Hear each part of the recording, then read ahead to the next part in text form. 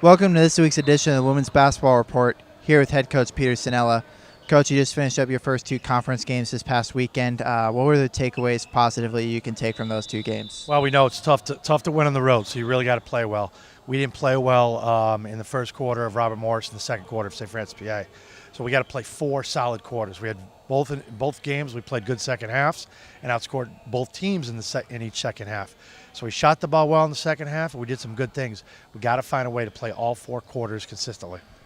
Yeah, one thing too, it just looked like in both games your three-point shooting has gotten a little bit better in those games, especially Robert Morris hitting 8 threes in the second half. Just talk about just the shooting from deep. It's been a little bit of a struggle from all season, but kind of picked it up in the last couple of games. Yeah, we're shooting the ball better. We're getting better shots. We saw zone in the first game, and then the second game we saw that you have to drive and kick and skip it to the weak side. So it's really, we've always been a good shooting team. It's about finding the open man. That's what we got to do a better job of, and I think we did that in both second halves.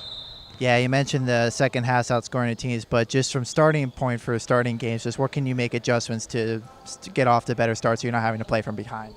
Well, we got to try and come out with more of a mindset that we're going to be consistent and tough from the get-go.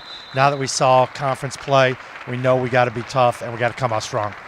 Yeah, now Lauren was one of the girls. She's hit 4 3-pointers. You don't see that very often from her. It was a career high from her, but just talk about her play to get 20 points in that game, Robert Morris. Well, she's one of the better shooting posts in the league. Probably one of the better shooters in the league. Usually she takes them from 15, 17 feet. She was just popping back a little farther. She has her legs under her right now and is a really good spot with her minutes playing, 32 minutes and still having the legs to hit 4 threes. So I think that's something she could do all season. Yeah, now you have Central Connecticut coming here on Saturday and then Wagner on Monday on at their place. Just talk about just being able to come back here to play at home and then what you need to do to get wins in those games. Well, we've been good at home so far this year, so we want that to continue. We've had a long road stretch. We've only played 1 home game in the last 6 weeks, so we're glad to be back home. We know Central's always a very tough team, and we're going to be in for a fight. So we got to play well and get the job done. All right, thank you for your time this week, guys. Thank you. Joining us now is junior forward Lauren Francillon. Lauren, you have been scoring in double figures a lot in recent games. Just talk about your recent play and being able to pull down as many rebounds as well. Yeah, we definitely start off this season on a slower foot, myself specifically. So the last few games, especially with conference play, I've just been, working hard to play harder every possession and, bring something to the team that, I really need to, and rebounding is what we need right now. So that's what I've been working on.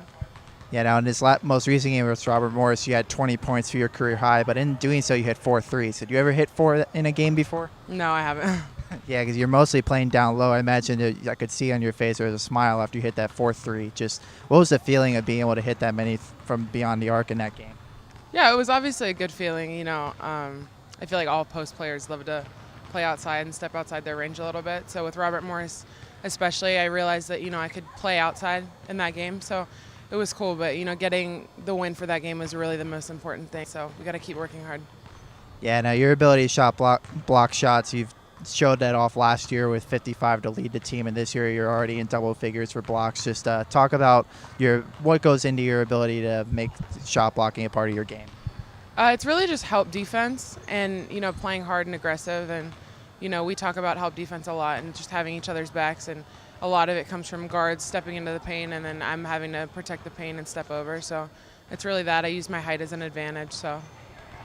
Yeah, now you do get to come home for this next conference game against Central Connecticut, and then you're back on the road at Wagner on Monday. Just what do you guys need to do to be able to get back on the winning side in those 2 games? We got to play defense. We just have to play better defense. We have to figure out how to put the ball in the basket and just play hard for 40.